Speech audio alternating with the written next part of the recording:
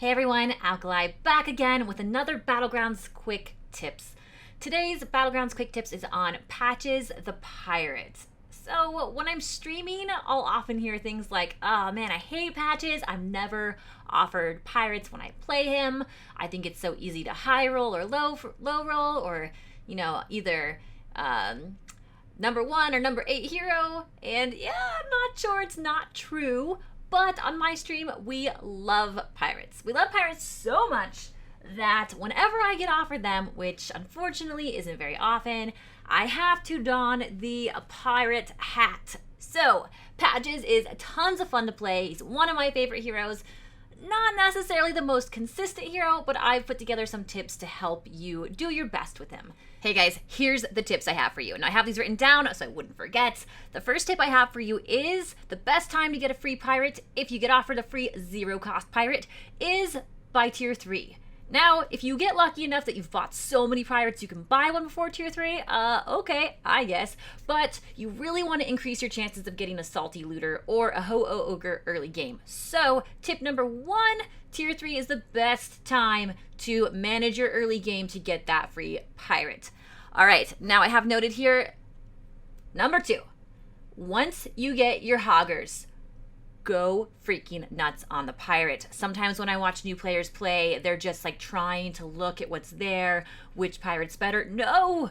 If it's a pirate, buy it! Just buy the pirates once you have the hoggers. Don't spend time trying to think, well, do I have 2 of these? Do I have 3 of these? If you triple into it, great. But the more time you waste is the less gold you get. All right, so I'm gonna switch gears here.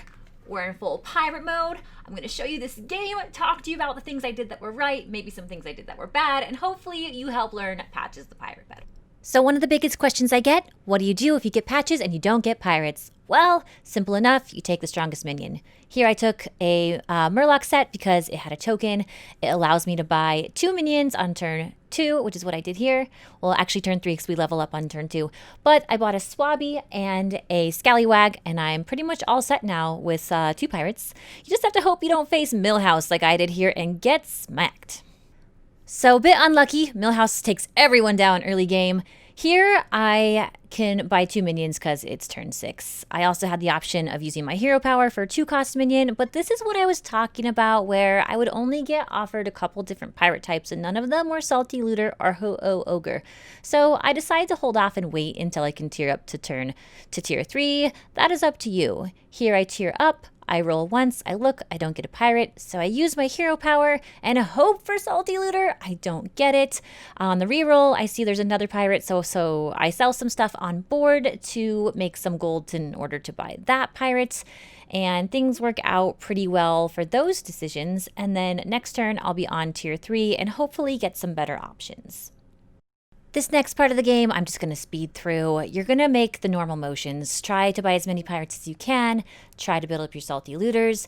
If you get the chance to triple, hopefully you triple into something good, like I happen to get a gold grubber here. Just make smart decisions, build up those looters if you can, and then use buffs to buff a ho-oh ogre if you can, or anything that buffs your pirates. This next turn is worth talking about, and I'm slowing it down because I get a triple, and I triple into a Bran option. Now, it's often come up, is Bran worth it for pirates? I actually think yes, because as long as it's the early game, and as long as you have good enough health, Bran can be really, really good. Right, so I clipped out part of the game that really didn't matter. It was, again, just buying pirates and more pirates to build a salty looter.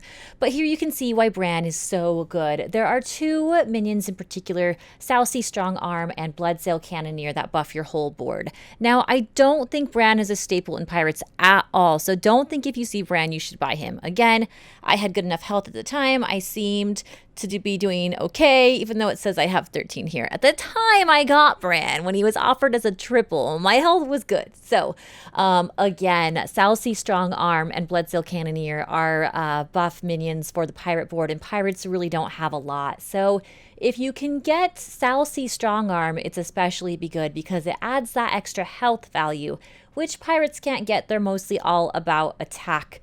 So if you can take them take him. If not, just ignore Bran. I think that mostly he's not great. But again, here he was the triple I was offered, so I went with it. Salcy Strong Arm is pretty amazing, actually.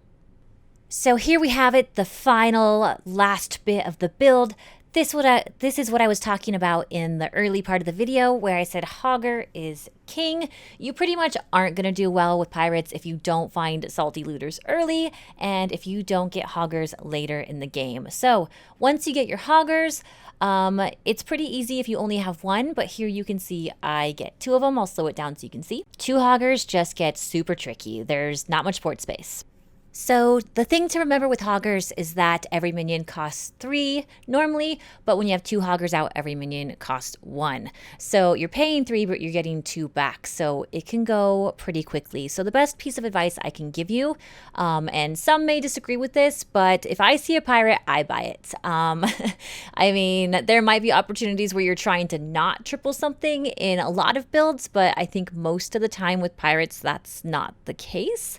So when you see a pirate, buy the pirates, and do whatever you can to just make sure you're constantly feeding your board, especially if you've got double salty looters out, which I often do when I'm playing pirates. And keep in mind, the faster you buy, the faster you'll get your triples, the more you'll get more gold. The more triples you get, the more your gold grubber is happy. So yeah, see a pirate, buy a pirate. That's pretty much all you need to do. Another thing you'll have to deal with is board space with pirates, and that's because just like when you're playing with Bran, you need 2 board spaces.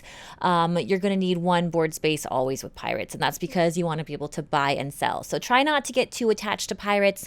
One thing that I did in the early game when I was making mistakes was there was certain pirates I thought had so much value, like boat, because chat is always yelling at you to buy the boat. And don't get me wrong, a boat is good to end on, but boat is also great to sell if you have lots of gold and are trying to build up a board. So don't get too attached to your pirates and always try to leave a space available. This game ended up being pretty nuts, and I had multiple golden minions, including golden Hoggers, and it was super fun to play, so I hope you give pirates another try if you haven't. Hey guys, thanks for watching.